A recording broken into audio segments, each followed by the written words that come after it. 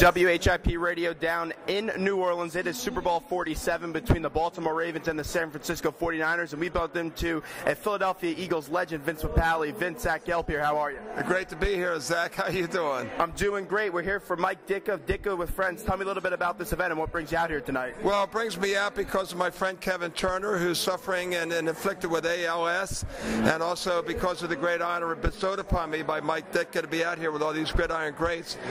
You said legend. I don't know about legend. It certainly wasn't great, but you know, the movie Invincible sort of stepped it up a level. But you know, it's all about helping other guys that need help, and you know, Kevin's a tremendous example of somebody out there that's still battling like heck in spite of what he's up against. And then there's a lot of retired and former NFL players that are in dire need of all kinds of help, from medical, without insurance, maybe financial, maybe psychological assistance, whatever it is. So it's all about helping out, and you know, we're in a good position where we are, us guys here, but we got to help out our brothers. Everyone in Philadelphia loves the movie Invincible. As a man that lived it, what's the main message of the film? The main message is, Zach, is that you know what, when people say that you can't, you can. If they say you won't, you will. If they say it's not possible, it is possible. It's doing the unthinkable, and it's about having what I call an invincible moment, where it's a moment, your moment of truth, where you've either made a decision or done something and overcome all kinds of odds to achieve within your life what you consider to be greatness or the fulfillment of potential. So it's pretty cool, and that's my message. It's real simple. You just got to keep banging, man. That's what it's all about. It's like playing special teams. When Vince Papale first walked into that Philadelphia Eagles locker room, how were you perceived by your teammates? At the time, they weren't your teammates because you were trying to make that team, but how were you initially perceived? Well, not real well. They thought I was a publicity stunt. They thought maybe I was a snitch for Vermeil. They thought maybe I was writing a book because Paper Lions with George Plimpton had come out just a couple years before me, and it wasn't a real welcome reception. There certainly weren't any flags there thrown on my behalf. And then you know, I started banging guys around that they weren't used to that. You know, wide receiver knocking people around, and that's what I did, and it created a lot of resentment and ill will and feelings. And hey, you know, but eventually I won them over. You know, I made some plays. I think I might have helped win a few games. I didn't win games, but you know, it's all together. It's about being a team, and I was part of the process and part of the team. And then eventually they voted me captain unanimously. So I guess I did the right thing and passed the audition. But it was pretty cool. It was why I call it the Rocky Road. You know, like Rocky, because I've been compared to him so many times.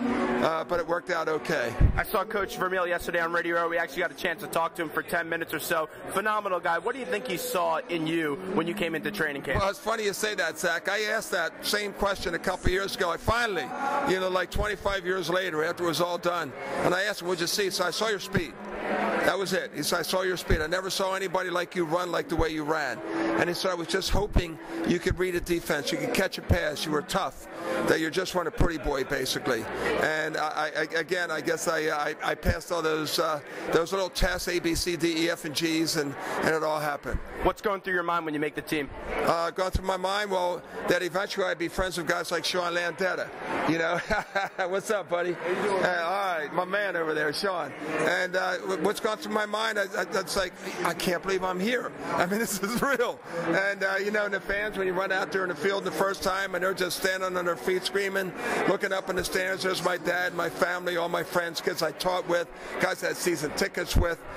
It was the best. Two more questions for you. Look at this game coming up on Sunday. Who are you leaning towards right now if you had to make a prediction? Well, I'm wacko for Flacco, man. I'm all about the Ravens right now. And Wilbert Montgomery, my teammate, running backs coach. I got so many personal connections. I just can't go away from Baltimore. Aside from that, and my emotional, you know, involvement in the game, they've got the tools to do it. I mean, here they are. They're in the Super Bowl. I don't care what the odds are, who's favored. It's anybody's game. I was watching the Eagles press conference when they introduced Chip Kelly, and you were mentioned the great Vince Papale. That's why you are a Philadelphia legend. And I know that you're very humbled and you're not going to agree with that, but what do you see in Chip Kelly? You like the move by the Eagles? I love the move by the Eagles. It reminds me of '76 when Dick first came in, and when he mentioned my name, I was actually driving down the street with my son Vinny, who just had an MRI because he thought he had a stress fracture, and he was feeling really bad. He's 16 years old. He doesn't have a stress fracture, by the way. Thought he was really bummed. And I was supposed to be at that press conference, but I had to be for the MRI, right? No, I didn't have to be. I wanted wanted to be there. And then when Coach Kelly said that, I looked over at him and I said, yo, Vinny, can you believe that? I said, we're back in the game, man. We're part of the team again. And so I'm real excited about him. I'm emotionally excited about him coming in. And I really think he's going to do a great job.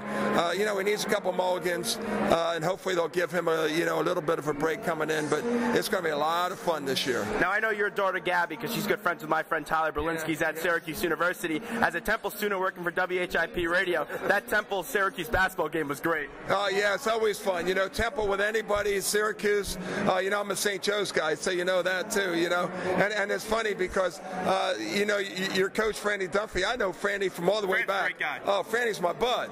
Yeah, Franny and I go way back to pre-Eagles days, and I know him pretty well. So, I root for him all the time. I root for everybody all the time except when they're playing St. Joe's. But, how cool is it? My daughter, Gabriella, she had a dream. She wanted to cheer for the Division I team and be in the Division I school, and here she is up there in Syracuse cheering.